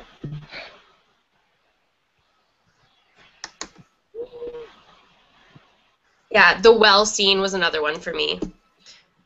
Because for me, the elevator scene and the well scene kind of just blend together inside my mind because they happened so soon after each other. But I really like that both of them got so scared after the elevator scene where they were like, oh my god, this person's real. And then it was almost like Cammy fell in the well and didn't know what was happening because, she was probably drowning and hit her head or various other things. You fall in a well and you don't just decide that everything's fine. And she's, touching a naked Jared the top half of naked, or Jared is naked, and she's just, touching him. And then she, freaks out at the thought that she was excited about it inside her head, and he clearly heard that, and what's happening, and oh my god. And that whole scene was just hilarious for me. I did lol too in that scene when like I don't know why because I could clearly visualize this when she was like I got help, I got help. He's like, did you really, or did you just yell in your phone, Cammy's in a well, and then jump inside? Because I was like, I just imagine like someone like hauling ass, just screaming in their cell phone that someone's in a well, and then just like jumping in the well, not giving any sort of proper information. Just like, everything was so funny. Like even just asking, how did you know Cammy was in the well, and where is your shirt?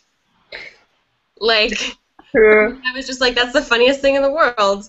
Especially because a lot of times in YA, he would have just saved her in the well without a shirt on, and you never would have found out why he didn't have a shirt on or like what was happening. But instead, Sarah Reese Brennan was like, oh, I'm gonna do this natural YA thing, but then I'm gonna make a joke out of it because it's actually hilarious. Yeah. Yeah, that's true. So why is this book not more popular? Like, that's my question. She's friends with Cassandra Clare. Like, what's the deal? Let's make it popular. That's like my life mission. All of you should know this. I made all of you read it. Yeah. Yeah. I don't know. Also, the Goodreads rating I don't think is all that great. I don't know. I'll double check what it is. It's like a 3.96 or something like that. Yeah, above a 3.5 for me on Goodreads. I'm like, I trust it. Because sometimes people just get angry and I feel like sometimes people read a book and they don't have an actual constructive thing to say. So instead, they're just like, oh, I'm going to give this a 1 because I didn't like it. I don't know why I didn't like it, and I'm not going to decide to have like a viewpoint like a reviewer, and instead I'm just going to be angry. Because like sometimes I don't, like I didn't like City of Bones, but I gave it like a 3 out of 5 because I was like, this had a lot of potential. And the likelihood is that all the other books in the series are going to be great because the plot line was great. It just could have been written a little bit better, but it was also a first book. And I just really didn't like the relationship between Simon and Clary because Clary just really, really, really bothered me. Claire's annoying. Yeah, I forgot that she's kind of mean. But, like, you know, sometimes people don't have, like, that view where they can be like, oh, I understand what was happening, and, you know, here's me, like, being a devil's advocate and trying to actually understand. Yeah. And sometimes people just rate things a 1, and it ruins the rating of a book. Yeah, when there's enough ratings, it tends to even out. Like, I gave City of Bones a 3-star. Like, how much does Unspoken, how many ratings does Unspoken have? Usually, I will definitely, like, if I research a book, maybe this makes me a bad person because I have so many books to read. If it doesn't have, like, over a 4, I put it off. I'm not going to pretend.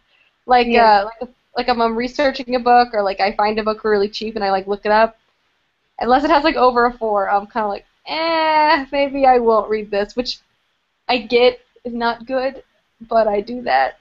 For me, it's 3.5. Generally, if, like, and I don't do it with every book. Sometimes I pick up a book and I'm like, I really want to read this. But if I pick up a book and I'm like, I'm iffy about whether I want to read this, if it's over 3.5, I generally am like, okay. For me, it's actually, like, also a 4 at the moment because I have so many unread books that I can't afford to be like not critical of what I buy anymore. And yeah, I have like 200 unread books, so yeah, that's the problem. And I actually feel like the ratings on Goodreads is pretty accurate, at least for me. Yeah. Like I either rate exactly what they rated or it's slightly above it because like obviously no book has a 5-star and I do give books 5 stars, but like in terms of it has like a 3.9. I normally feel like it's a 3.5 or a 4.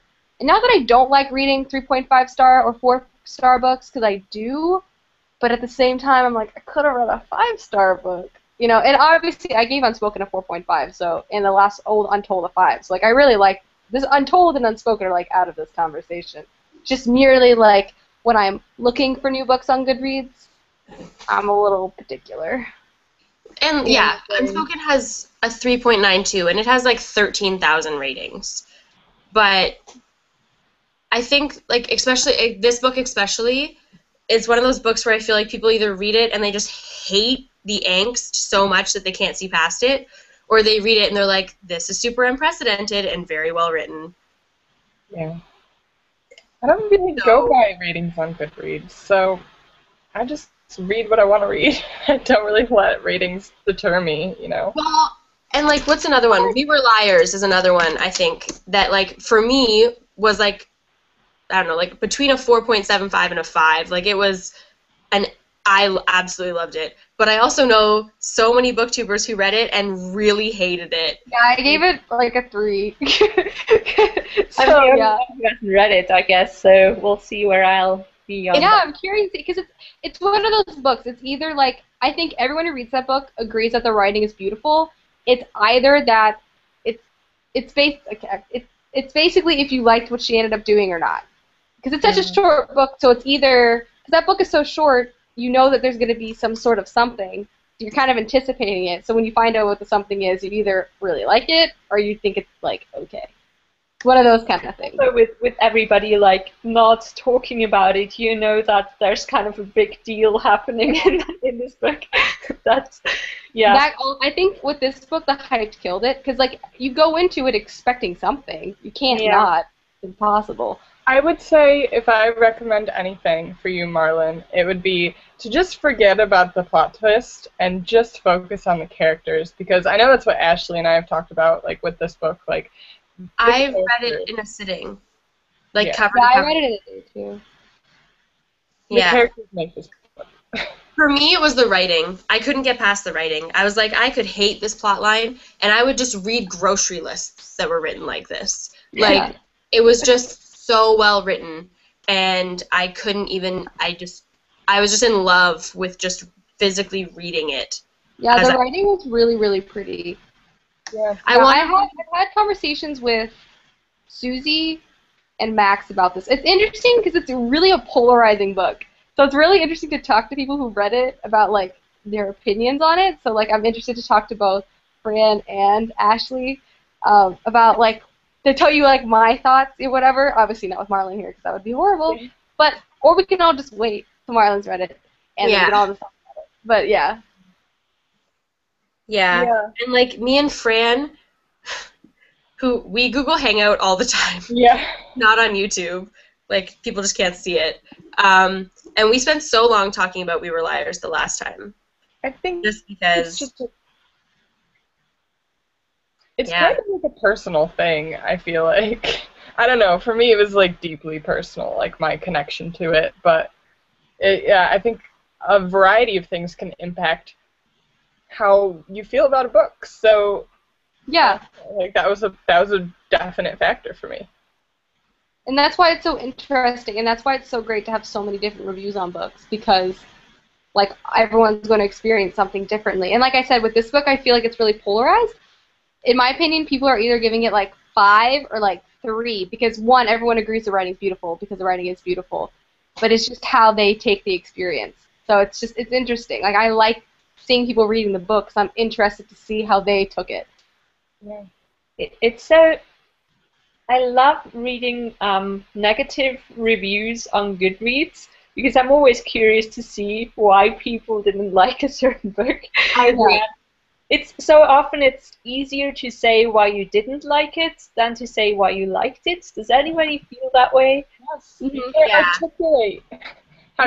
And also like very often in my reviews, even about books that I loved, I end up just picking out these little details that I didn't like for some reason because that's kind of the things I can identify, and then it's so hard to formulate why you liked something.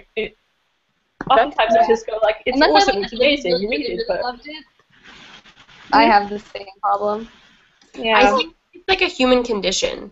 Like, I think, like, as humans, we are conditioned to always try to point out flaws. Yeah. And I feel like it's the same thing with books. Because, like, even when I read a book and I'm like, this is a 5 out of 5, I absolutely loved it, I'll go to, like, film a review, and I'll be like, well, but, like, I didn't like that thing. Like, how can it be 5 out of 5 if I didn't like that one thing?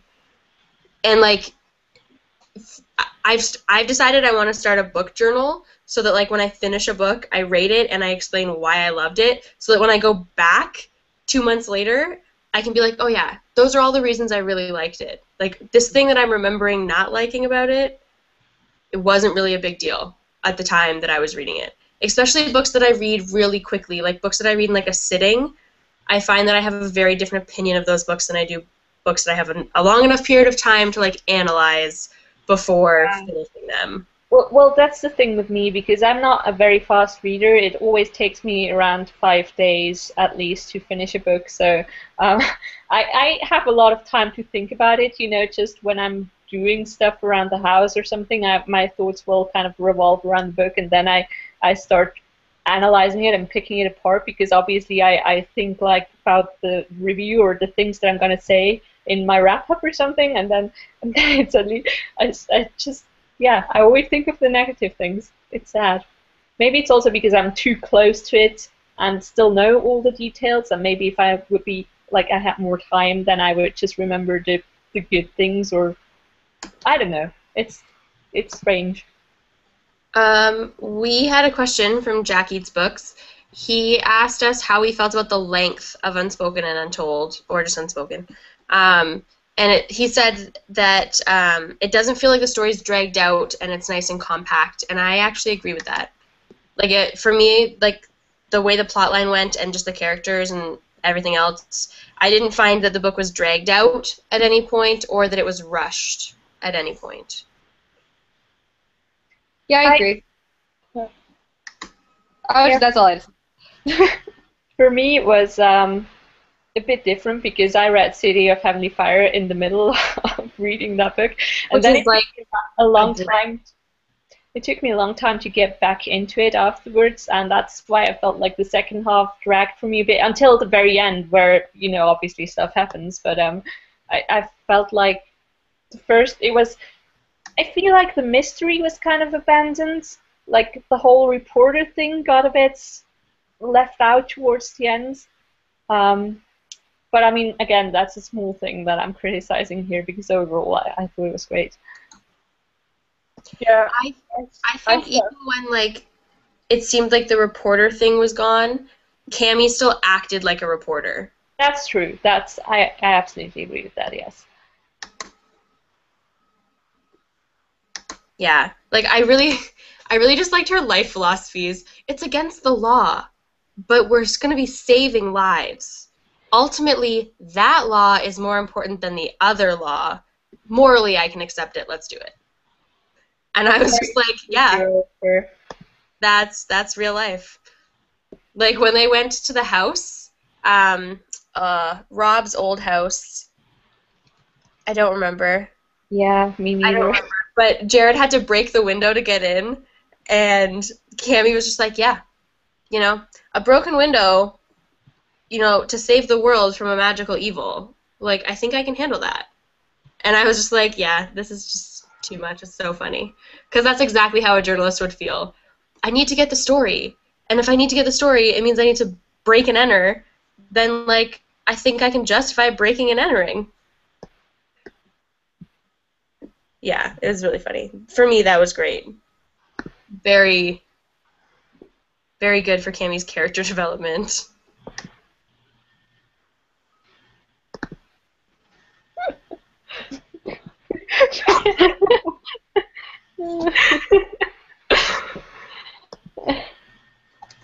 Awkward silence.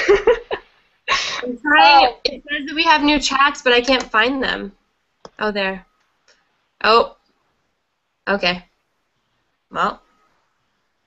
Oh no, how do I fix this? Now I can't see the viewers' chats, I can only see our chats. An exit.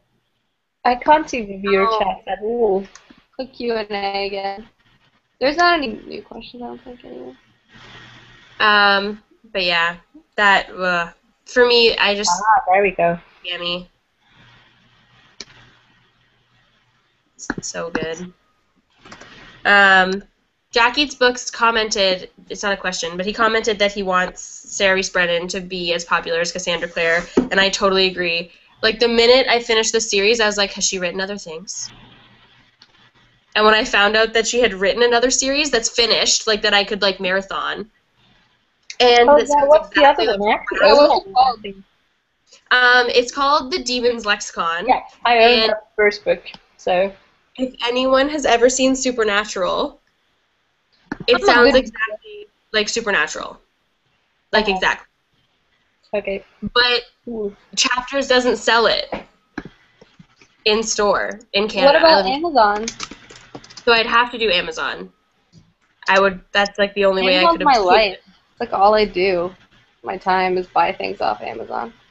So it's casual. So, Oh wow, I didn't even see that one, but Molly from Stacks of Books just informed me that Ruin and Rising is already out at the local English bookstore.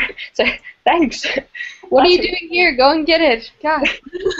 It's kind of nighttime, but sure. I haven't read that series. I need to start that. I have that book. I pretty good. only picked it up because I share a name with the main character, so I kind of had to. There are no Ashleys. So there might be short brunette girls in a lot of books, but there are no Ashleys. Honey, please, there will never be a Francesca. Like, I used to think they were never going to be Reagans, but then all of a sudden, like 3 books came out with the main character Reagan in it. I think the opposite trend in YA is while they like to make really like common-looking females, they all have to have like really random names. And I'm not Yeah. saying Reagan's random, but come on, like some of the names that we read in YA are like, where did you even think of that? Like Penryn, it's a cool name, but what?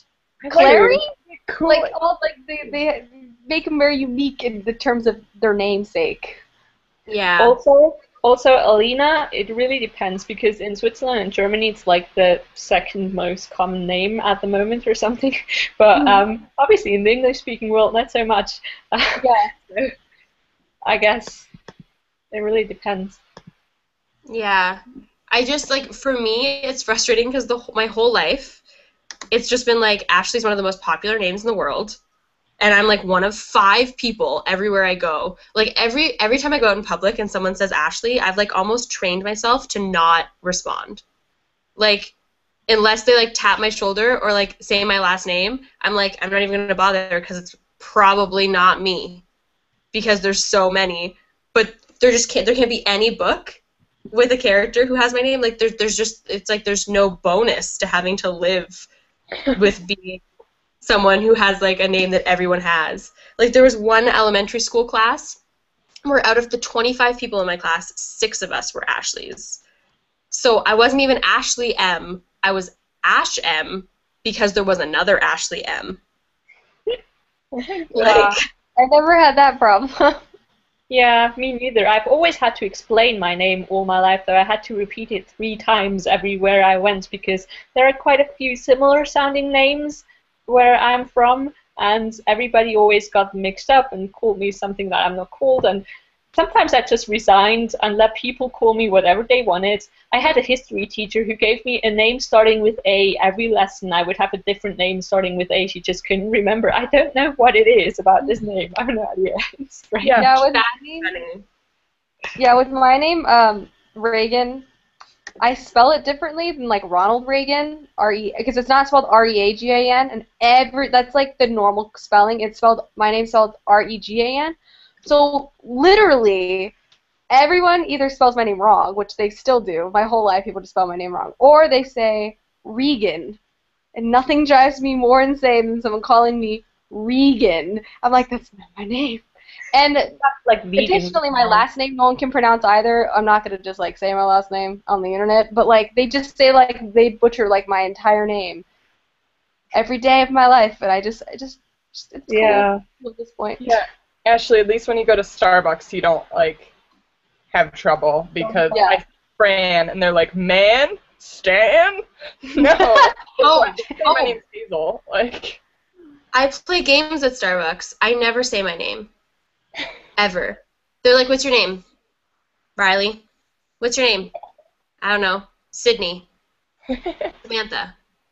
And it's never Ashley. Generally, I try to pick a name that they won't be able to spell. Like, what's your name? Tegan. How do you spell that? How do you think I spell it? Is there an H in there? I can't do that because Kelsey works at Starbucks, so like they know me. So I mean that's good, but Yeah. For me it's fun to do that. My game is actually the opposite. I say my real name and then see whether they get it right, and like 1 out of 10 maybe gets it right. So Yeah, I love when they throw in like a random Y in my name. Ray. Like what? No. Okay, so two things. One, when I went to the Laini Taylor signing to get the book signed for you, I spelt your name on a Post-it specifically so that they wouldn't put an A. And when I was standing there, she went to go spell it. She's like, "Oh wait, isn't there like, are you missing the A?" And I'm like, "I'm not missing the A. See? There isn't an A." That makes me really happy. And I have a best friend whose name is Delaney, and like I don't think that it's hard to spell Delaney. Like even if I didn't have a friend whose name was Delaney, I think I would still spell it like D-E Laney. Yeah. Like it's not difficult. And they spell her name wrong at Starbucks every time. There was a G the last time we went to Starbucks. I was like, where did the G come from?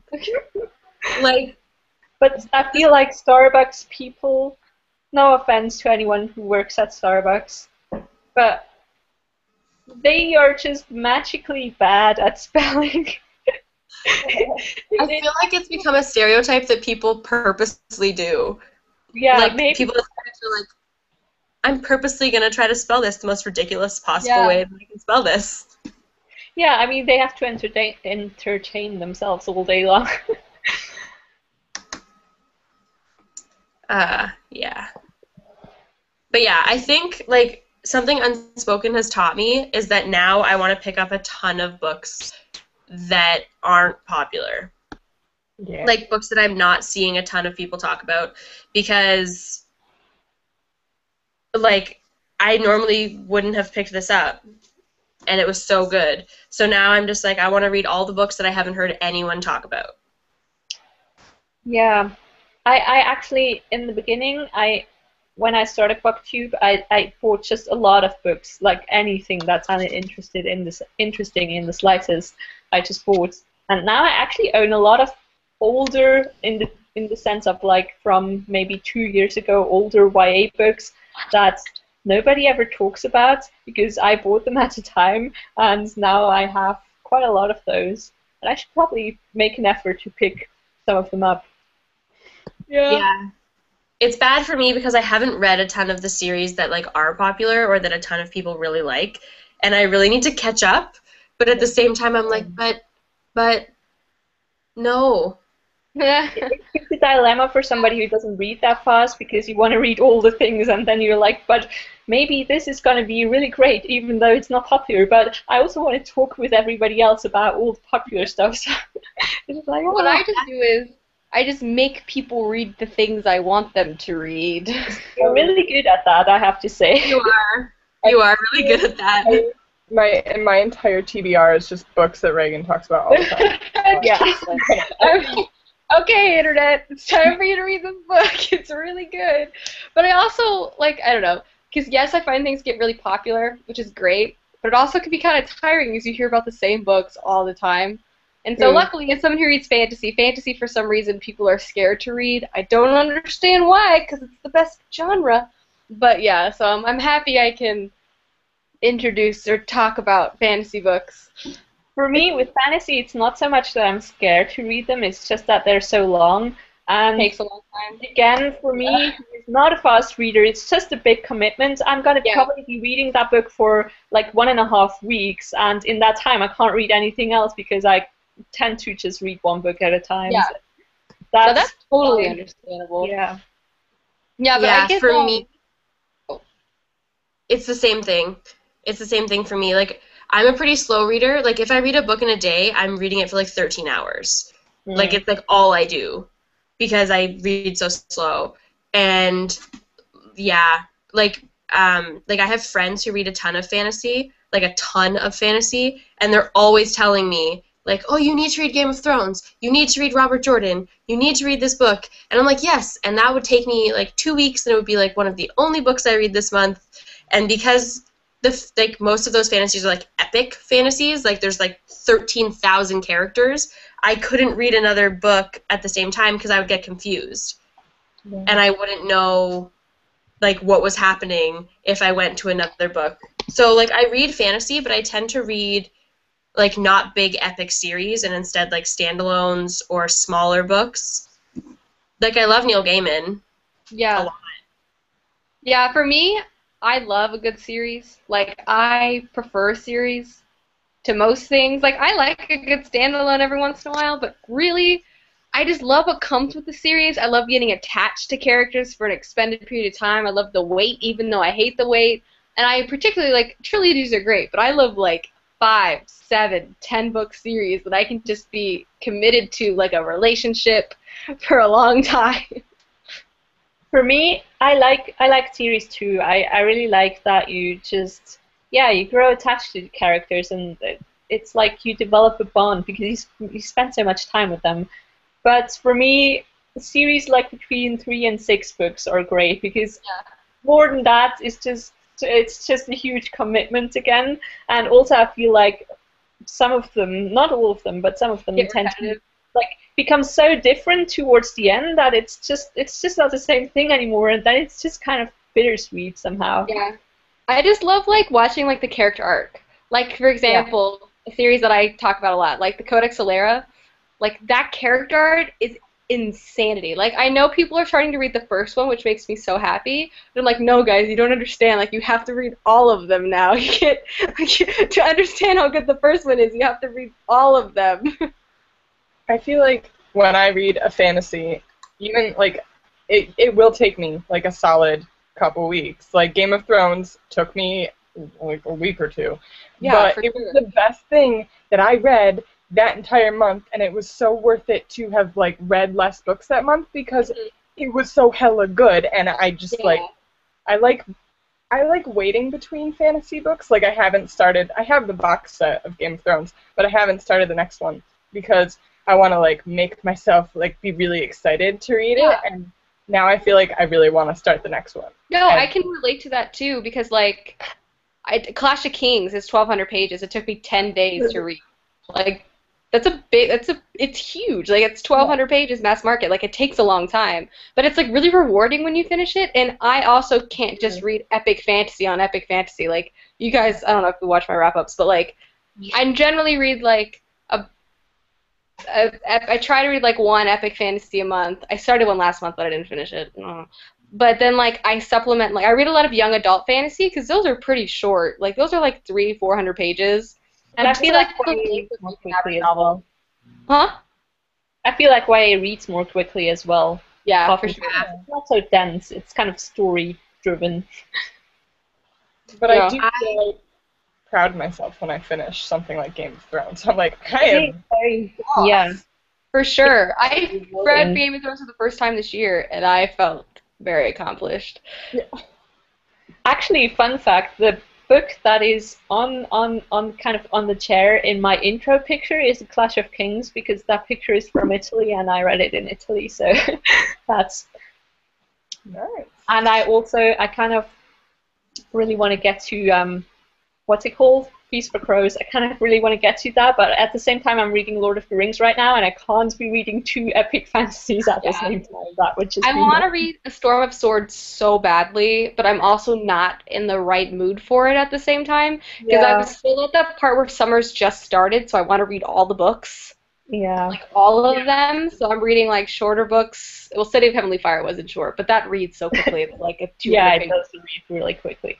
So I just want to feel like I'm reading like all these books, and if I know I'm going to read A Storm of Swords, like that's going to take me a solid 2 weeks to read because it's freaking massive. But I want to read it. I feel like that's a I good know. like in the car vacation book. Like I'm planning on taking that like those books like with me on vacation because I read like Lord of the Rings on a vacation away, and that was so great because you're just like in a hammock just reading this epic fantasy. It's so awesome. Yeah, that's smart. I'm gonna take probably A Feast for Crows with me to Sweden because I can't take all that many books and I have it on my iPad. So, and then I'm just gonna be busy with that, so I don't have to bring a ton of books with me. because I'm going for 6 weeks, and that's kind of a problem, not being with my books for 6 weeks. Do you? It's funny. I only know this because my boyfriend is obsessed with Game of Thrones, and because I work at a bookstore, I have not read them. But you guys know that Feast for Crows and Dance with Dragons take place at the same time. Yeah, Yeah. they have like I don't know Different- how it works out, but I know they and I know some people read them at the same time. They intertwine them. I don't think I'm gonna do that, but I know people do that. It's actually Feast for Crows follows the minor characters, or well, the minorish characters, and Dance with Dragons follows the major characters. It's not. Well, it's not that it's minor and major. It's that the characters that everyone loves are in Dance with Dragons. So Yeah. everybody I know, like every friend that I know and every customer that I know, has said that Feast for Crows was the hardest book to get through for them. Yeah, I'm a bit apprehensive, but I'm gonna do And I it. want to know what's happening with Daenerys, and I want to know, and Hey, well, spoilers! really not, Everything really not. is a spoiler of Game of Not a Thrones. name, but I'm like mentally plugging my ears. Yeah, Same. like I'm like so terrified of this conversation because everything Game of Thrones inadvertently is a spoiler. Like even just hearing a name is a spoiler. Yeah. I am sorry. I No, it's deliberately okay. chose that name because I figured it wasn't a spoiler. Let's not talk about it anymore. Yeah. But yeah, we won't. That's Yeah. another reason why it's hard for me to read the books, is because when he was reading them, he was telling me everything. So, like, I know who's alive, and I know who's dead, and I know what's Aw. happening. Oh, So That's it would be awful. difficult for me to read them. It would be like, it would be pretty hard. Actually, since you mentioned working at a bookstore, I work at a bookstore as well, and it's mostly German.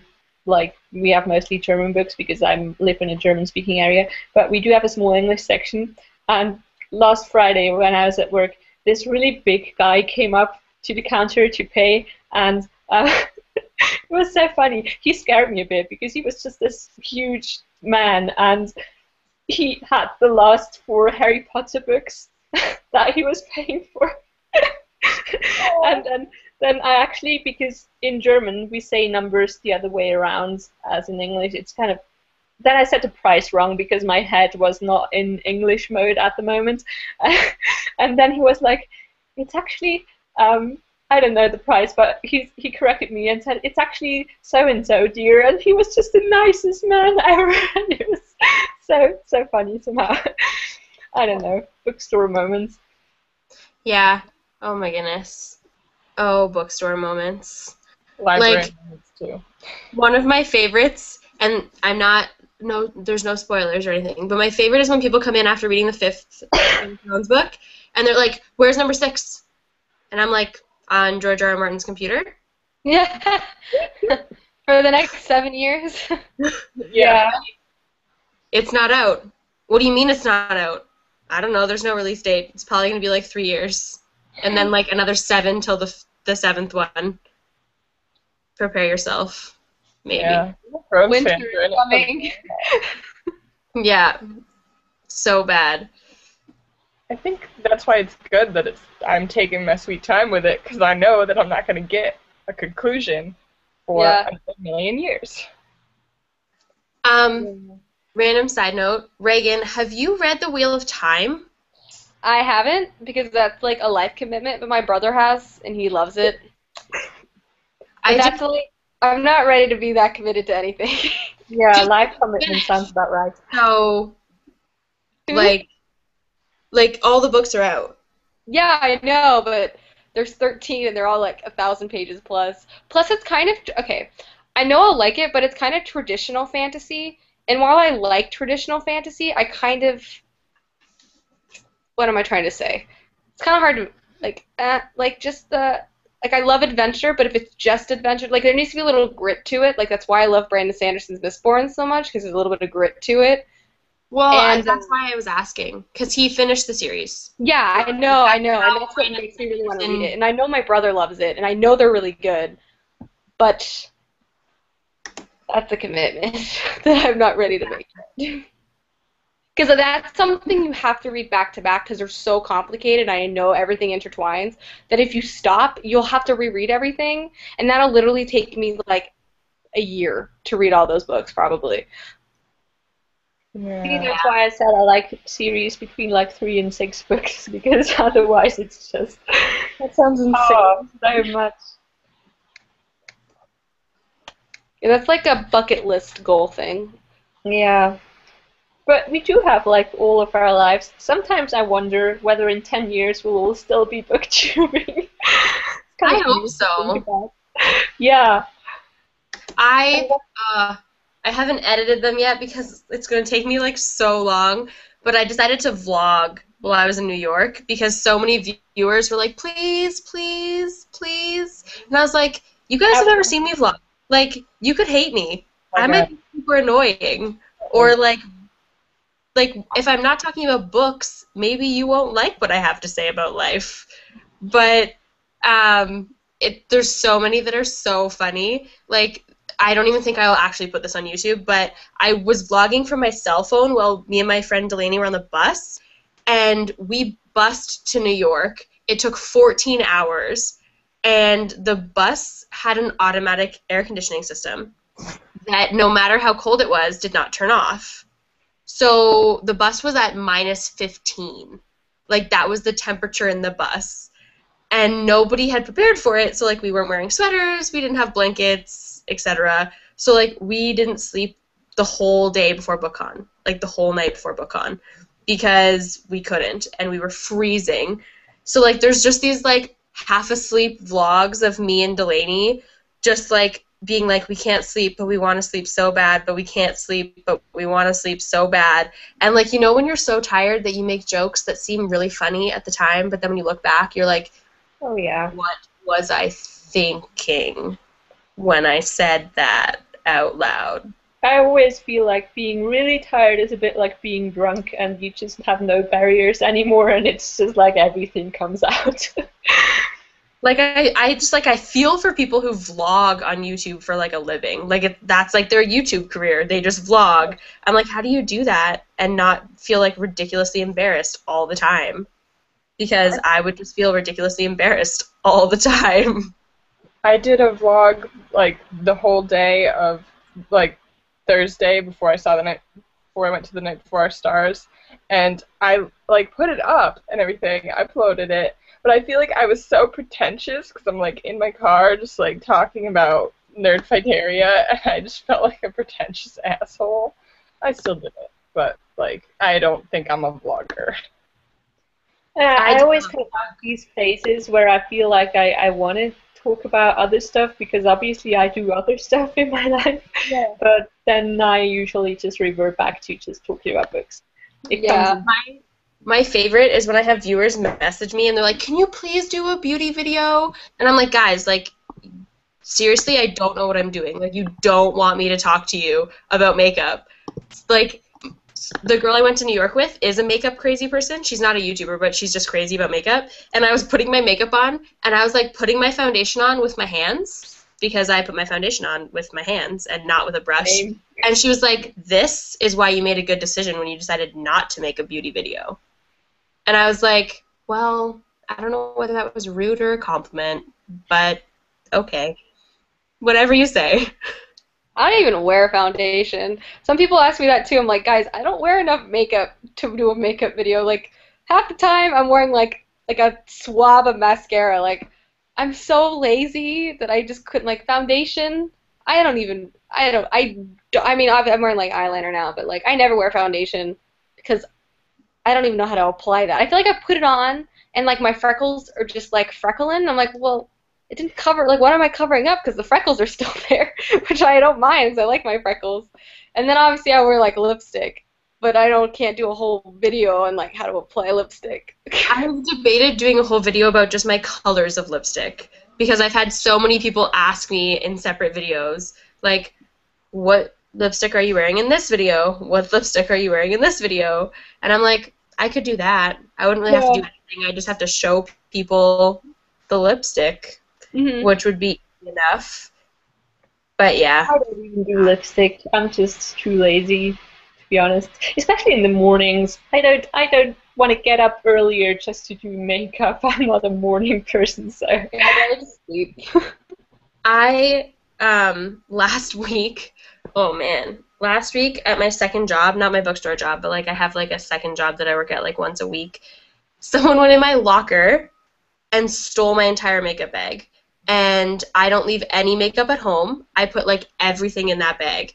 So I don't have like any of my lipsticks anymore because they were all in that bag. That's awful. It was so bad. So like I lost the Stila lipstick that I love so much, and I need to replace, and it's like $30. I'm so sorry. That's like the worst thing that could. Oh, I'm mourning the lipstick was. And I'm like, after it happened, I was like, part of me is really upset about this, but the other part of me is like, why did they even do that? It's not like they can do anything with it. Like, it's used. Like, Yeah. that doesn't make any sense to me. Well, if you see anyone wearing like a fabulous red lip, just confront them. Be like, give it back. The best lipstick. It is the best lipstick. I know. Like, I as bought someone it who after I has watched wanted that it. first video of yours. I was like, I need this, and then I bought it. I'm staring at it right now. Glorious. It just stays so well. Yes, like- it's such a great color too. Oh my god, I'm just chapstick forever. Like, Yep, same. yeah, it would overpower my paleness if I did that. Hey, Um, I am like the palest of the pale. Lipstick looks good on pale people. it does. It complements, like, I feel like that's one thing I'm pale, that means I can wear any shade of bright lipstick that I want to. Because there's no color to compete with it. I feel like I don't know, whatever, confident enough to do that. Just. So yeah. I feel I have to go soon. Yeah, I Ish, do at too. least. Well, actually, there's food downstairs and I can smell it, and it's kind of killing me on the inside. I have to go But see.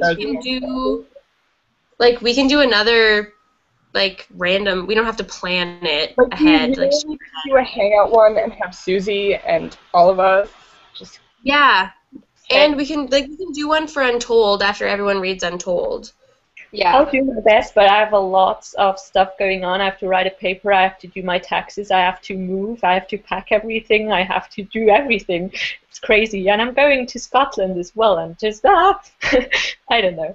Lots of stuff. So We should do, especially like Fran said, with like Susie and Riley and Cassidy and whomever, we should do like a random one where we don't have to talk about a book and we can just go on tangents like we pretty much did last time. actually, I do this not often enough because I'm self-conscious about my language situation. We could just talk about movies.